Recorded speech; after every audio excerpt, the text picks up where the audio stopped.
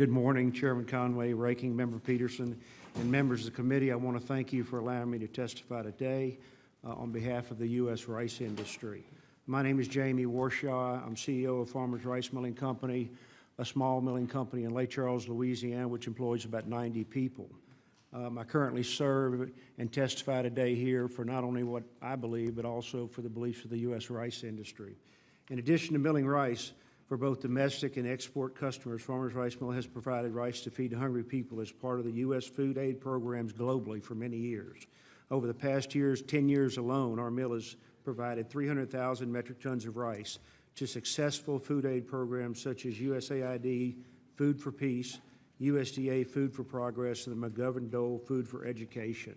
These programs have had measurable success reducing hunger and malnutrition while also supporting education and democracy in vulnerable populations throughout this world. Over the past 60 years, the United States has provided significant quantities of food assistance, credited in saving billions of lives from starvation and malnutrition, and fostering goodwill in the recipients of this aid. The U.S. rice industry plays a vital role in making this process work. Since 2007, over 1 million metric tons of rice has been delivered to hungry recipients in the form of global food assistance. To put it in perspective, that's 2.2 billion pounds of rice.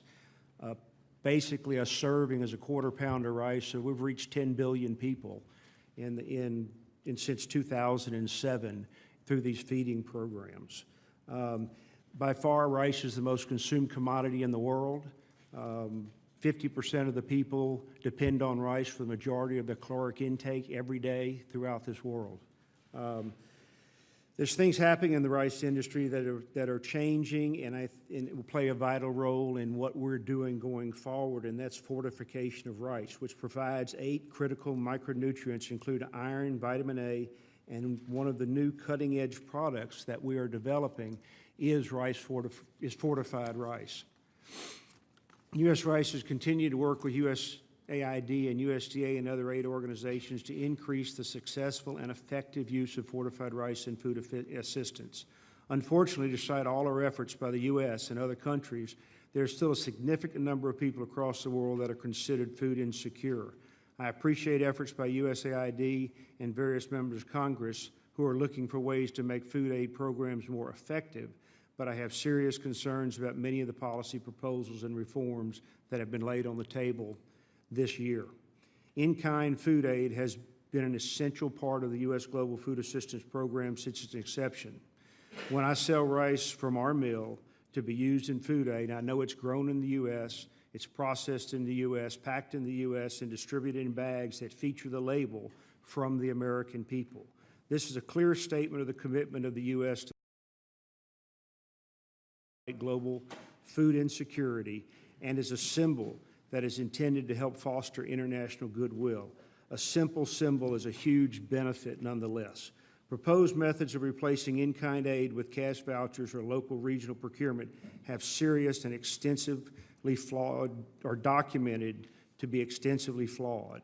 A recent GOA report in the World Food Program Initiative and USAID's Emerging Food Security Program found that aid was being distributed in conflict zones like Syria with little or no oversight, in some cases via cash envelopes. It doesn't take a PhD in international studies to know that injecting cash with little or no monitoring on how it is to be used in a war zone will lead to dangerous consequences. The lack of oversight and diversion of aid will also noted is same in the cash voucher system. Another proposed reform to food aid is utilization of local and regional procurement where commodities are purchased locally in food insecure areas and distributed to needy recipients.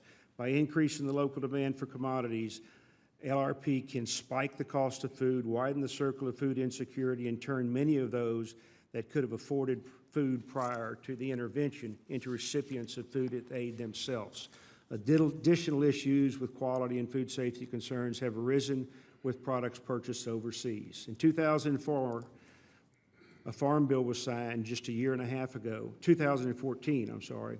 These proposed reforms of food aid would expose all the program your committee worked so hard to sign into law.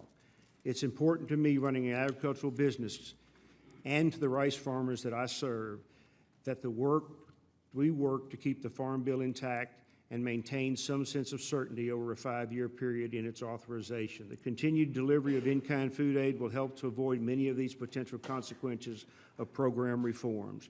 U.S. grown and processed commodities are without a question the safest and highest quality products available, and what I feel is one of the most important distinctions. In-kind allows farmers to contribute something tangible to the benefit of those less fortunate across the globe. It's a program that I'm proud to supply rice to, and I hope the members of the committee will continue to allow U.S. agriculture to play a central role in combating global hunger. Again, thank you for this opportunity to testify before you. Well, I thank the panel of witnesses. I appreciate that. The chair will remind members that they will be recognized for questioning in order of seniority for members who were here at the start of the hearing. After that, members will be recognized in order of arrival. I appreciate the members' understanding.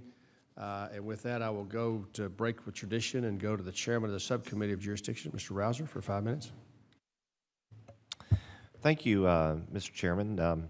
Mr. Coach, my question is for you. As we continue to look at food aid programs, I can appreciate